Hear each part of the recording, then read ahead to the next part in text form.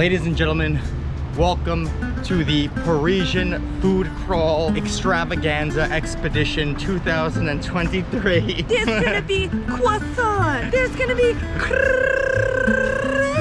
We got at least 10 places lined up that Rachel has no idea where we're going. There might be more. It could be 13. I'm not 100% sure. But all I'm trying to figure out is, are we going to be able to finish all 10 to 13 of these spots? Each one of these spots has a French food that's unlike the last. They're all different. They're all authentic. I'm so goddamn excited. And I know nothing. All right, this is gonna be amazing. Stop number 1. Let's make it happen.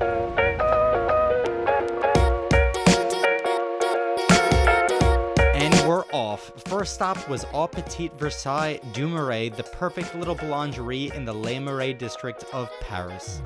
In my opinion, these boulangeries are what define the heart and soul of Paris. You can find them on every street corner, but a spot like this one where you can just pull up a seat outside to truly enjoy the morning with some coffee and croissants, you just can't beat it. It says more French food, like an absolute croissant. But it's, I would say, like everything you look for in a croissant. What do you look for in a croissant? Flaky outside, kind of almost not gooey, but like soft, buttery, and warm. soft, warm. You want to put your entire body inside of that croissant. If you don't want to put it on your face, it's not a good croissant. If you wouldn't wrap your baby in a croissant. Now, the average person would choose a single boulangerie for breakfast, but that's no way to be when you're traveling in Paris. So for stop number 2, we headed to Tout, Autour du Pain. Now, how do I know we made the right choice here? Well, there was a line around the back the moment we pulled up. No one spoke English, and they were definitely mad to see some tourists there. Check, check, and check. We went to another boulangerie. We got a croissant au chocolat, which Rachel's biting into right now. We got a something with white chocolate. I don't even remember what was the name of it. All of these different things that you could find in the boulangeries are unbelievable. These croissants are just mouth-watering delicious. And I love that each place you walk in, they don't speak much English. You gotta keep it moving. And all the other customers look like they're angry when we take our time to try to figure out what it is that we want to get to eat. Alright, now that we got the boulangeries out of the way, psych!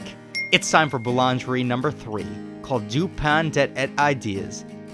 Now this boulangerie was doing it up a bit different. Besides for these mouth-watering pastries, they were making this unbelievable looking stuffed bread. Just look at this stuffed bread. Oh baby, is this thing insane. I don't know about you, but there were lots of good options to go with, but we undeniably had to go for the ham, fig, and brie. I mean, just look at it. The best part of these boulangeries is that each one can be doing something completely different from the last. And sure, they had their baguettes and their croissants, but all it takes is one new item and your world is changed. Satisfied? I think we have 7 more stops. Okay, for real this time. Welcome to the transition period as we venture from bread-filled love to savory goodness. Something that says, I know this is still breakfast time, but is this really breakfast? And that, ladies and gentlemen, is the galette. Chez Alain Miam is serving these things that look like open-faced crepes. You can get them stuffed with whatever you like, and they may become your new favorite breakfast. Welcome to Chez Alain Miam. Oh my god! Oh my god. It's like a crepe, but it's a galette. This just looks absolutely insane. What's on it? You want 2 knives or 2 forks? Forks are good. Say what's on it. What was it? Ham? There's ham. Ham? I think there's ham, there's cheese.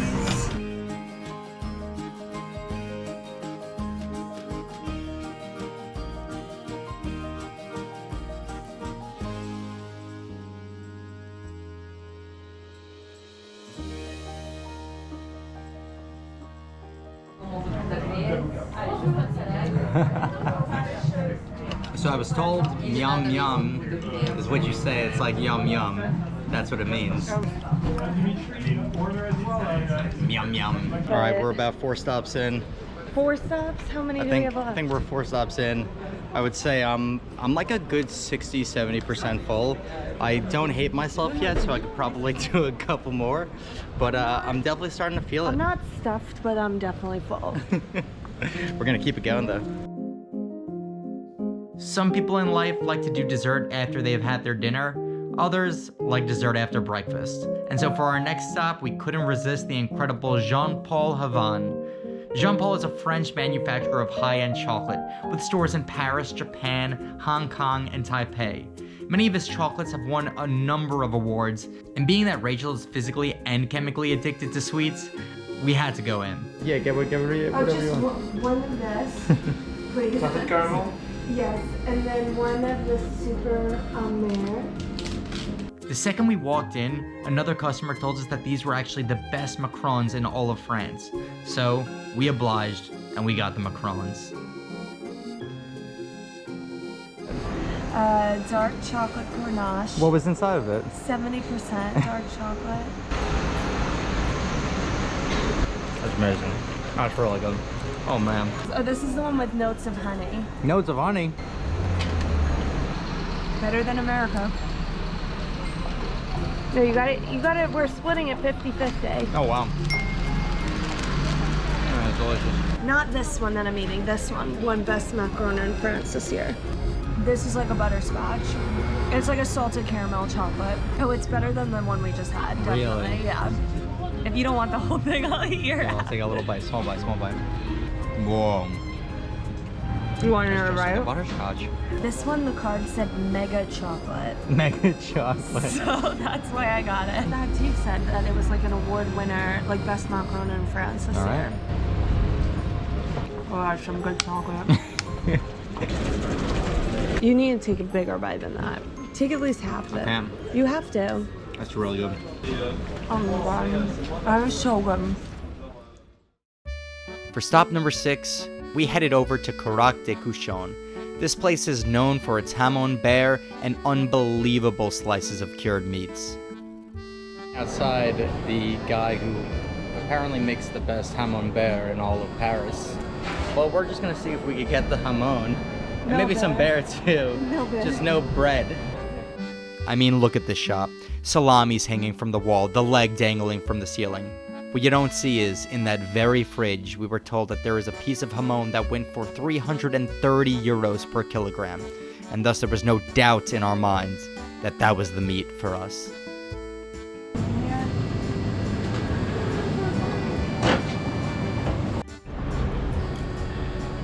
How is it?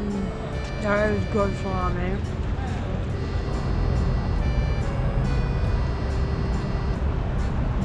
It's flavorful. It's got that saltiness to it. It's very thick. It's chewy, but not overly chewy. It's a hard salami, but it's delicious. You could tell that it's higher quality. We bought one piece of meat that was going for 320 euro per kilogram, and we're about to break that out.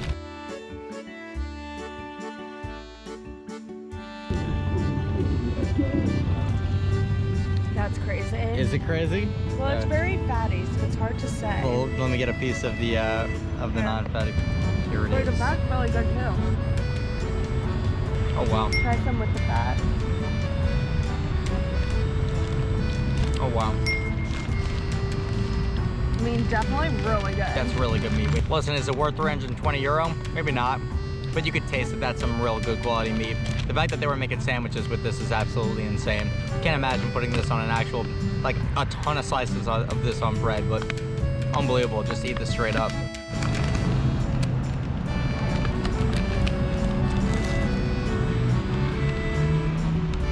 Cooked ham, I think I don't like as much as regular ham. Tastes like cold cuts, yeah? Yeah. All right, let me get a piece. Oh, look who wants a piece. Oh wow. Cooked ham, not nearly as good. The truffle is really nice. The cured pieces of meat, so much better. Especially if you're gonna just eat it like you're eating just some charcuterie. I think it's difficult to do that with the cooked ham. It feels like you're eating like deli meat. Now, did somebody say second dessert? We already went to Jean-Paul Hévin for macarons, but there's another place that's world-renowned for these tiny sandwiches of sacredness. That's TSS for short. And that's Ladurée. Allegedly, it was Ernest Ladurée's little cousin who invented the idea for this macaron sandwich, so I think it would be truly sacrilegious not to give these a go.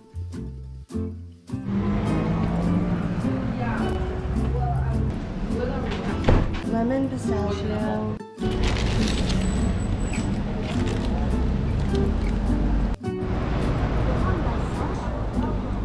What do you think? Just like a pistachio. Really?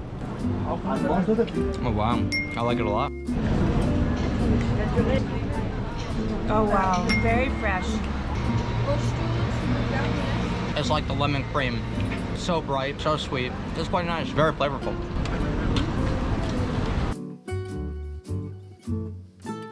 Nothing like a little coffee stop to break up all the food. I think we're on stop at least 7. This would be stop 10 if you count all the different coffee places that we've been in between. Little cold brew, which you don't see every day inside of France. Cheers. Kombucha for the lady.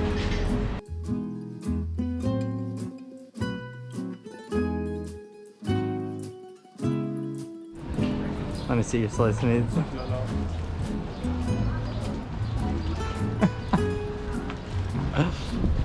What do you got there?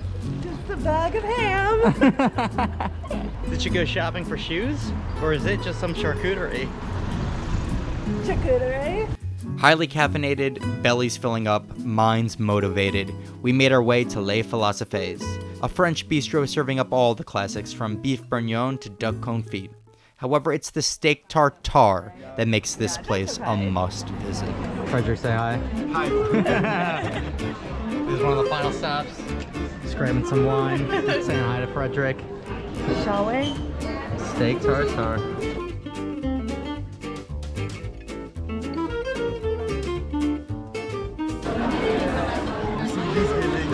It's good? Good.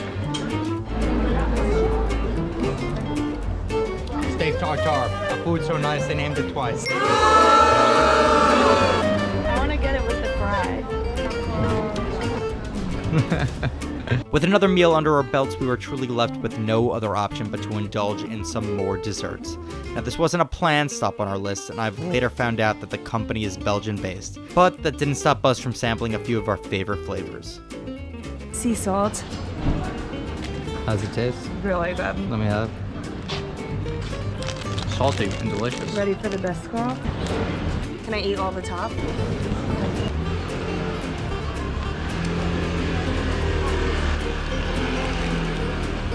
That was Oh my god. What's it called? Biscuit? It's just like well, a... it's speculoos. I'm a little speculoos, whatever that is. My mom has that stuff in a jar from Trader Joe's, and I scoop it out of the jar and just eat it.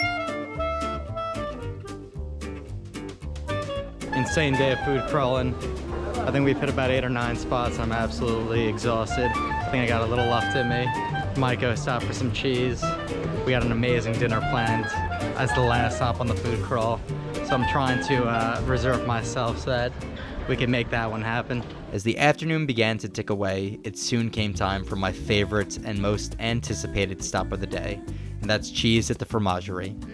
We grabbed ourselves the most incredible truffle cheese we could find, sought out our 4th boulangerie to grab a baguette, and we hit the streets, breads, meats, and cheeses in hand, to find the perfect spot to consume our pre-dinner appetizer. We got the baguette, we got the ham, and I'm gonna break out truffle cheese from the Fromagerie. And this is it, a beautiful picnic to end the day with the truffle cheese that Rachel went on the hunt for.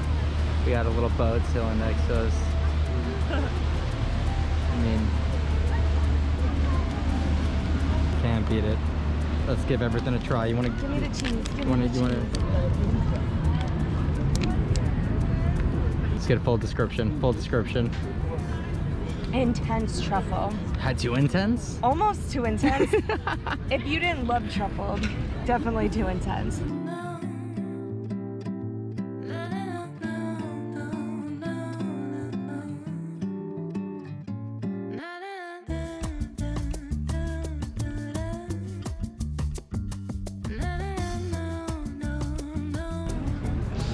What a day. Ending it on the picnic outside down by the river with the truffle cheese, And the truffle baguette, ham. the truffle ham, just bringing it all together. We stopped at the Fromagerie, we stopped at the Boulangerie, we stopped at the meat store. Amazing. So here's what you gotta do. You rip off a piece of the baguette, a little crusty on the outside, soft in the middle. Now, you take a piece of cheese, just like this, and you get it all in that gooey inside. That truffle goodness. And then once you have this, you take a piece of this ham fat, you put it right there. Take one more piece. Oh, look at this. You're gonna love this. Look at this. Look at that piece right there. I'll put that right on top. Now, take the knife and push this in, and we're gonna make a little taco. And then we eat.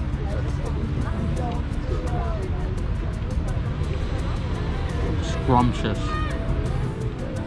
It feels like I'm eating the entire country of France in one bite. Exquisite. Okay, here it is, the final stop of the day. Le Relais de l'Encontre. The place is one of a kind. You have to wait in a line that spans the length of the entire block, sometimes lasting for hours.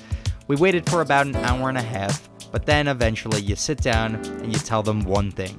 How do you like your steak cooked? Rare or medium? That's it. There is no medium rare. You have two choices, and you better choose right. Shall we? The final stop on the food tour. Steak frites. Already on round 2.